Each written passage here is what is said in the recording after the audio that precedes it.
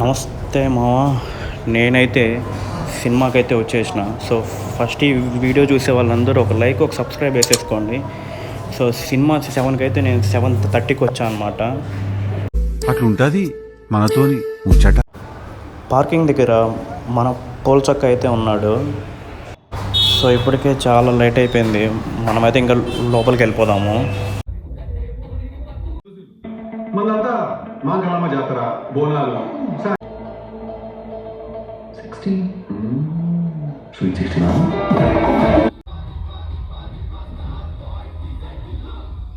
ఏం చేస్తుంటాడో తెలుసా?